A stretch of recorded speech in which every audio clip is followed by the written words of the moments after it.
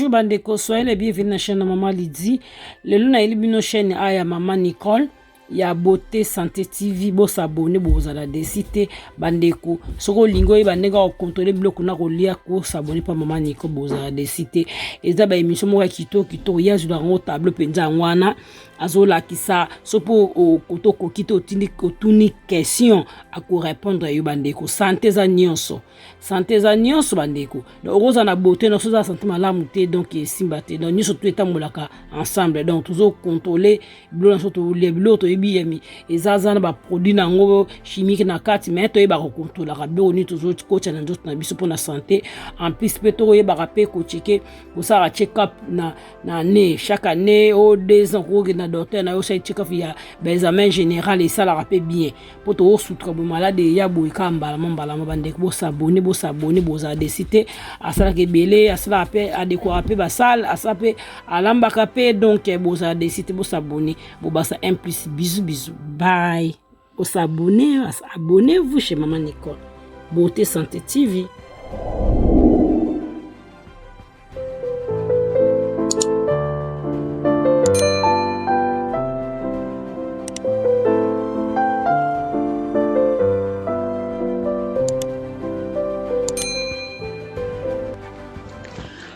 Abonnez-vous, subscribe.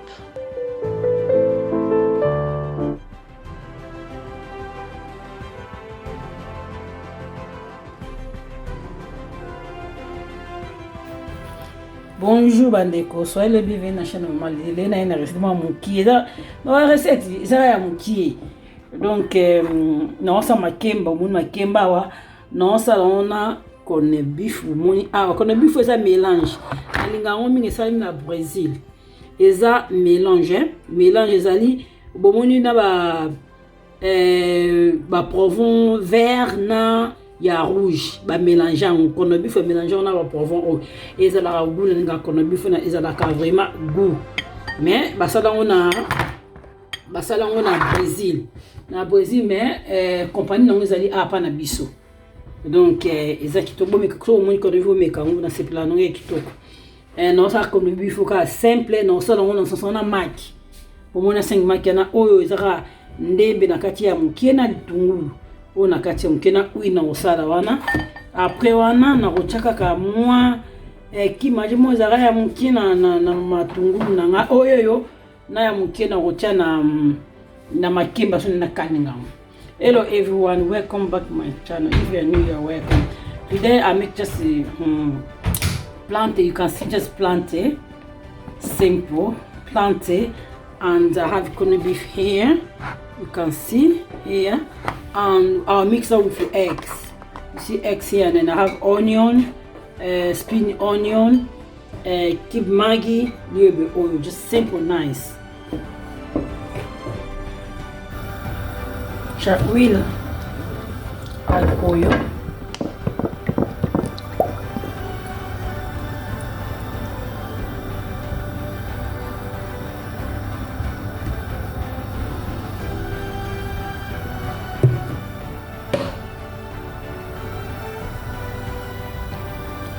Yango makima na kata here. Already chop my plantain. I put a little bit Maggi na te Maggi maja mukie. Tchala mungu te ya mukie na te. Après reste aqui majo na boki na chão na matungulu. Après ce qu'on a mélangé ouais. To mix it together.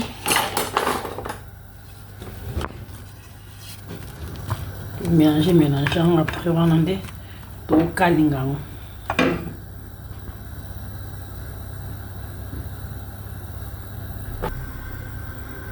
et on a mélangé.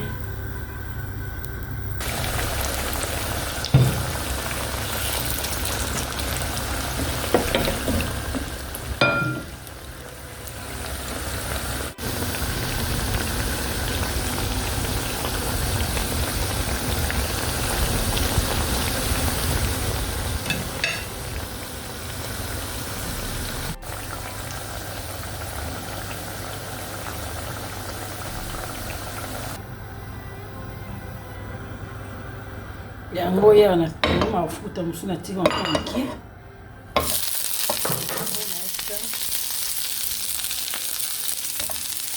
la petite olia la petite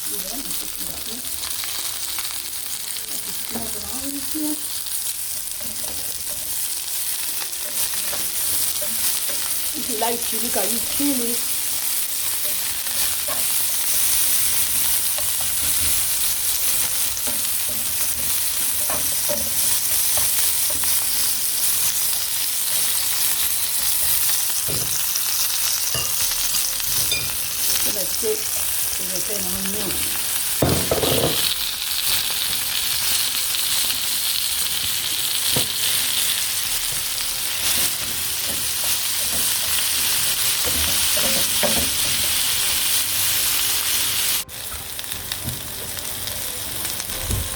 makali yango pendant 2 minutes après 2 minutes après na ocha match nanga ocha match na chelo ko mote match na chena ngelo ko mote ni fiezo ka oya awa match na chake loko ni bomoni naza ko balola ni basi. Now I'm going to let and I'll mix that together and I'll be back. We'll make a wow.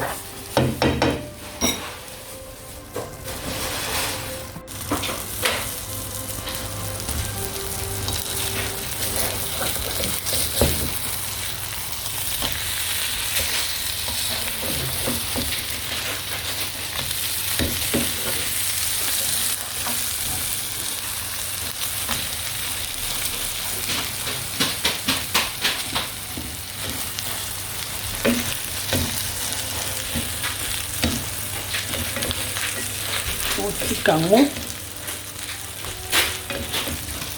et quand on fait ma casse en 4 minutes pose la présentation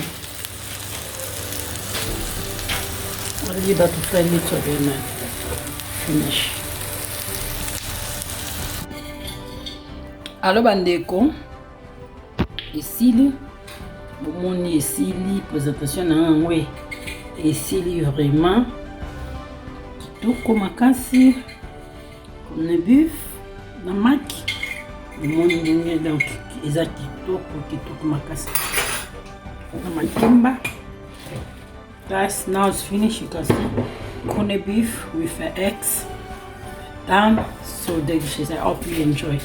And bon appétit, bon appétit. Merci beaucoup, bye.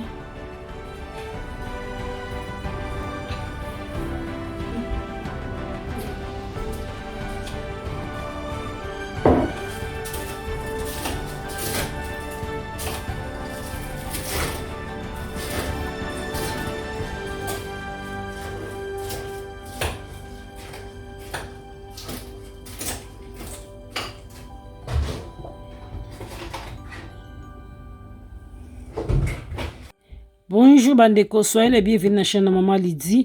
Le luna ilibino chaîne aya Maman Nicole ya Beauté Santé TV. Bo s'abonner bo zala desite bandeko. Soko lingo bandeka ko contrôler bloc na ko lia ko s'abonner pa Maman Nicole bo zala desite.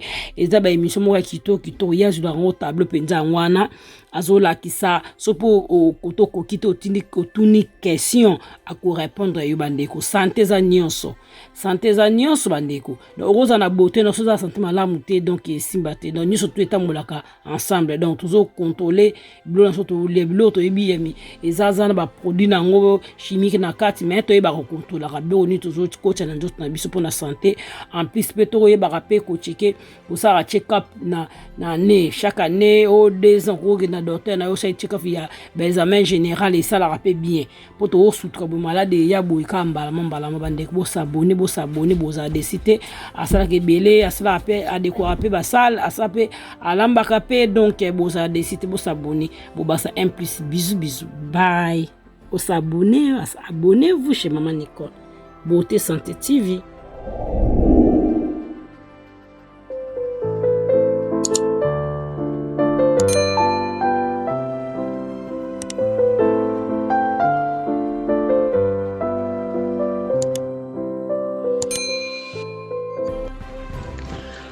abonnez-vous, subscribe.